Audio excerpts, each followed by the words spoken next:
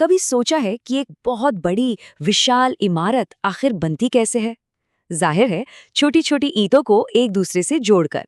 बिल्कुल, ठीक इसी तरह हमारा शरीर और इस धरती पर मौजूद हर जिंदा चीज ऐसे ही छोटे छोटे बिल्डिंग ब्लॉक्स से बनी है। तो जैसे कोई इमारत बिना ईंटों के बन ही नहीं सकती, वैसे ही जिंदगी भी इन छोटी छोटी इकाइयों के बिना मुमकिन नहीं है। और इन्हीं इकाइयों को हम कहते हैं कोशिका या फिर सेल। तो चलिए आज इसी छोटी सी मगर कमाल की दुनिया में एक सफर करते हैं। तो सबसे पहले ये कोशिका है क्या?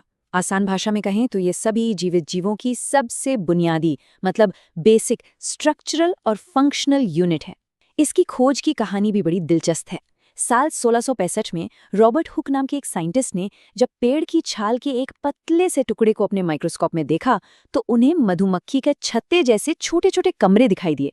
और लैटिन भाषा में छोटे कमरे को सेल कहते हैं। बस वहीं से इसका नाम पड़ गया।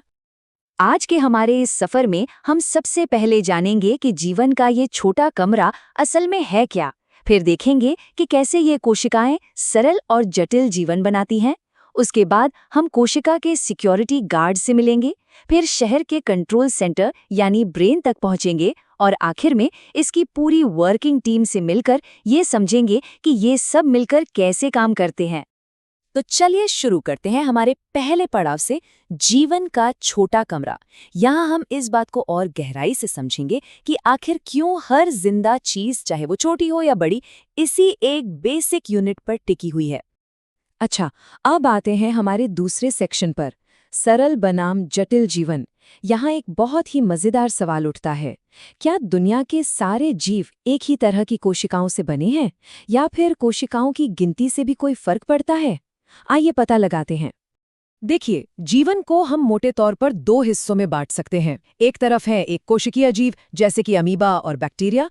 इनका पूरा शरीर, इनके सारे काम बस एक ही कोशिका करती है।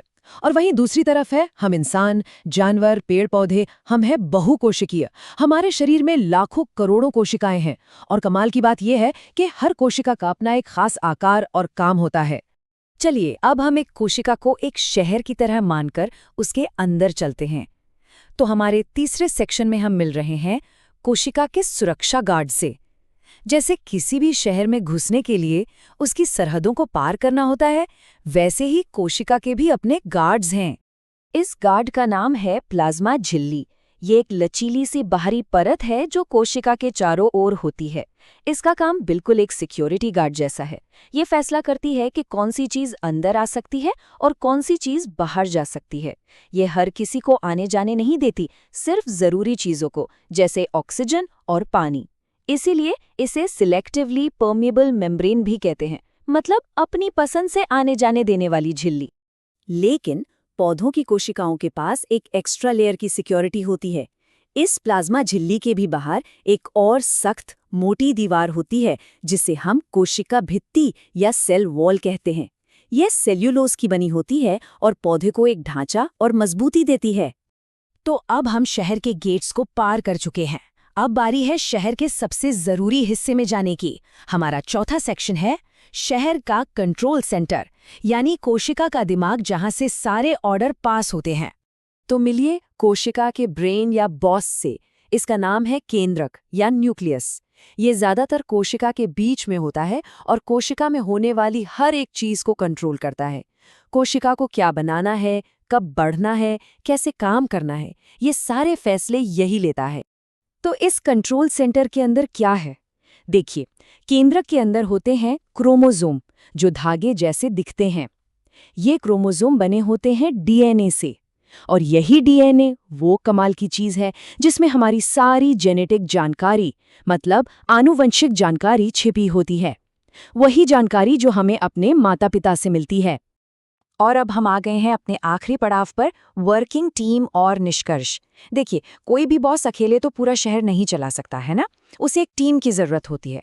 तो केंद्रक के बाहर एक जेली जैसे पदार्थ में, जिसे कोशिका द्रव्य कहते हैं, बहुत सारे छोटे छोटे एक्सपर्ट्स तैरते रहते हैं जो शहर को चलाने में मदद करते हैं।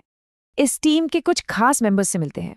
एक है एंडोप्लाज्मिक रेटिकुलम। ये शहर की फैक्ट्री है जो प्रोटीन और लिपिड बनाती हैं। फिर है गोल्जी उपकरण। ये कोशिका की कुरियर सर्विस है जो बने हुए सामान को पैक करके सही जगह पहुंचाती है। और फिर आते हैं लाइसोसोम।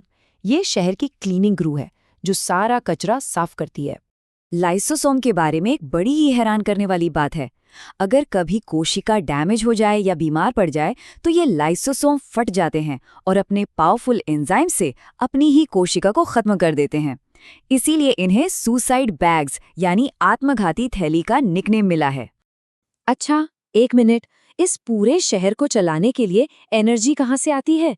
ये काम करता है माइटोकॉन्ड्रिया, जिसे कोशिका का बिजली घर या पावर हाउस कहते हैं। ये हमारे खाने और ऑक्सीजन का इस्तेमाल करके एटीपी के रूप में एनर्जी बनाता है। और सबसे सरप्राइजिंग बात यह है कि माइटोकॉन्ड्रिया का अपना खुद का डीएनए भी होता है। जैसा कि हमने पहले देखा, पौधों की कोशिकाओं में कुछ एक्स्ट्रा चीजें होती हैं। उनमें प्लास्टिड्स होते हैं, जैसे कि क्लोरोप्लास्ट, जो धूप से उनके लिए खाना बनाते हैं।